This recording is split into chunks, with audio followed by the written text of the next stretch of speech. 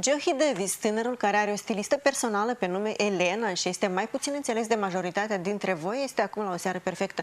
Nu vă supărați că l-am invitat, dar Johi a venit aici să se lanseze și în muzica populară.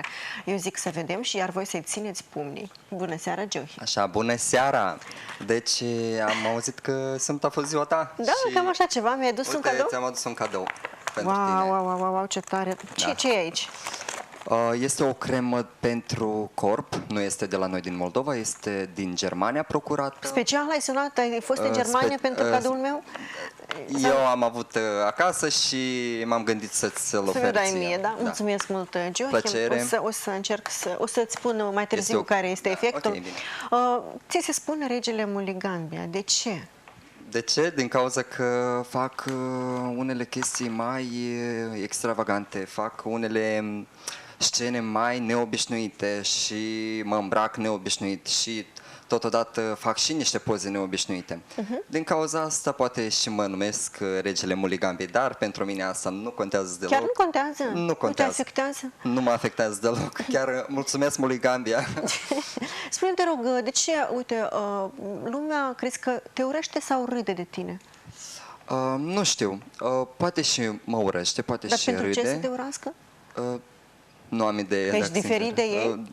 Eu sunt diferit de ei, da. Da. Sincer. Și poți Eu am 7 ani de acasă și cei care mă provoacă și Numesc urât? mă numesc, înjură? da, chiar am primit înjurături foarte dure Urâte? legate de părinți, legate de Ce ai făcut? Cum reacționezi la asemenea insulte? la asemenea, dacă Insulte, să le zic la așa. asemenea insulte, dacă este pentru părinți, dacă Ai cineva sărit la bătaie la cei care te jignesc? Sau nu care am să sar la bătaie, dar pur și simplu voi face o plângere. La poliție? Da, voi face o plângere la poliție sau chiar am eu cine trebuie să... Ce ai un prieten care se Am duce pe cu... cineva care se ocupă de chestia asta și cei care mă va jigni și mă va, cum să zic, mă amenință, că am și amenințări în privința lor, că cu bătăi, cu chestii din Așa. genul, adică ce mie trebuie să-mi fie frică să merg pe stradă, nu nici într-un caz. Dar sunt și... ai și fani, oameni care te iubesc, Da, am care și îți scriu fani, frumos? am în fiecare zi, dacă sincer să vă spun, telefonul îmi stă în altă cameră, am foarte multe mesaje pe zi De la băieți, de la fete? și de la băieți și de la fete care mă Ce-ți susțin. spun? Ce-ți scriu? Johi, bravo, ești super, un like de la mine, eu te susțin, mergi. Pe mine mă miră spre- faptul, știi, că lumea te jignește, te insultă, vorbește urât, unii te urăsc, dar ești foarte popular. Cum îți explici asta? Sunt popular din cauza că asta mi-a pus dorința să ajung la un nivel oarecare. Fac unele chestii care unii moldoveni la noi în Moldova nu poate să facă. Adică E nu, rușine să se gândească. poate nu le să le rușine sau poate se, nu știu cum să spun. Bine că haideți să luăm la considerare... Joachim, hai îmi spui, nu uita Da, ce ai ok. vrut să spui. Tu ai venit azi cu o piesă de Da, am muzică venit cu o piesă populară. populară. Vreau să văd cum este Johi în muzica populară, după Ok. îți spun nota și mai vorbim. Vreau să aud. Piesa se numește Părinții mei. Așa, deci o odă părinților sau... Da, Mulțumesc. piesă moldovenească populară. Hai. În fine.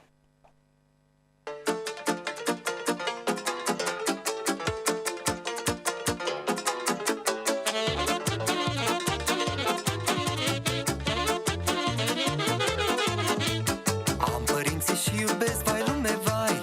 La dararita, la la. După ei mă prăpădesc, măi. Au, ce-mi pare rău. Am părinții și iubesc, vai lume, vai. La dararita,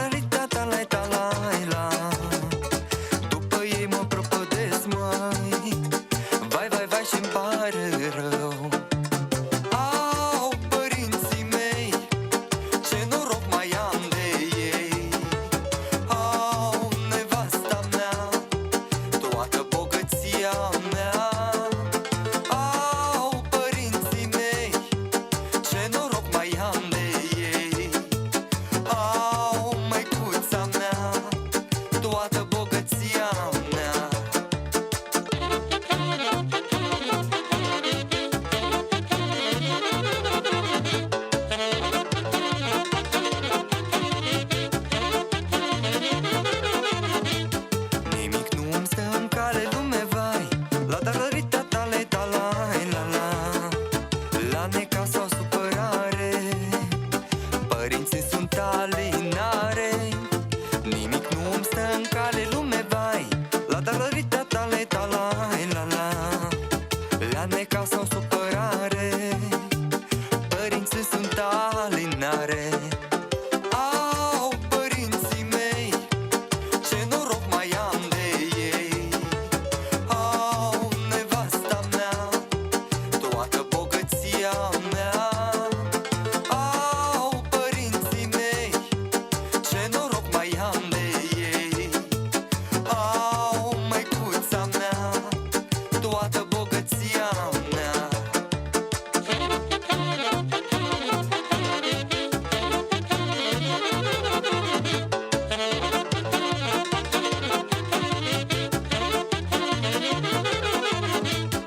Azi am mare bucurie, lume, vai.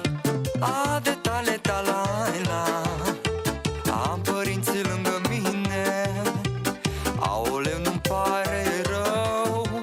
Prețuiește toată viața, omule. A de tale talai la. Că mâne se rupe ața. A de tale la le la la.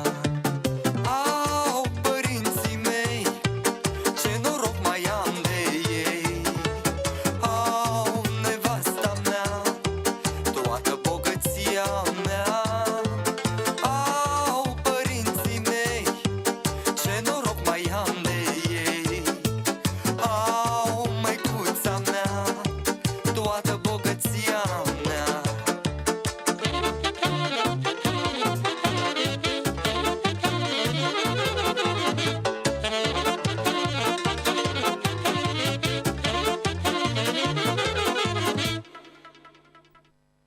Mersi mult. Știi, la tine nu doar numele moldovenesc, dar toate ținuta asta e exact Da. pentru muzica populară. Cred că domnul, de exemplu, Nicolae Bodgros ar zice că e ofensă pentru muzica populară. E ofensată pentru că, nu, adică Nu. pentru mine nu. Nu, pentru tine nu, dar pentru muzica populară, știi? Ghetele astea ale tale, cu ce ai acolo pe ele, Auriu? Ce e asta? Nu știu, am un... O stemă, un cap de lup sau nu știu de ce. De tigru, cred. Tigru, pantalonii foarte rupți, exagerat de rupți, așa e în muzica populară? Nu. Nu.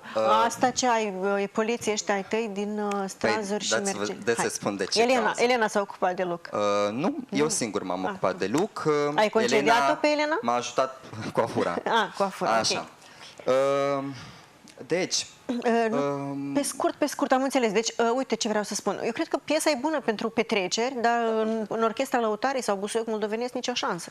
din ce cauză m-am îmbrăcat Da. așa? M-am îmbrăcat așa din cauza că să apară și stil popular, unde se vede pe aici prin părți, Așa. și stil popular, și stil în stil pop. Din cauza pentru că eu cânt și house și Am înțeles. Deci te popular. reprezintă. Și m-am Mama ta făcut ce a un zis de remix. piesă? Părinții, tatăl tău nu mai este? Tatăl meu nu mai este Da. în viață, Dumnezeu să-l ierte. Mama ta ce a zis de piesă?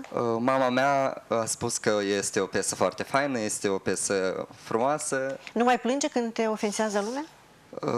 Deci nu plânge.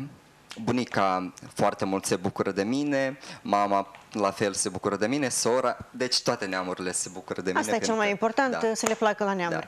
Giohie, noi ne mai vedem pentru că am încă multe întrebări, dar ok. data viitoare, nu știu, cred că Nicio foarte problemă. curând te mai aștept la o seară Da, perfectă. bine, la O seară revedere. frumoasă să ai.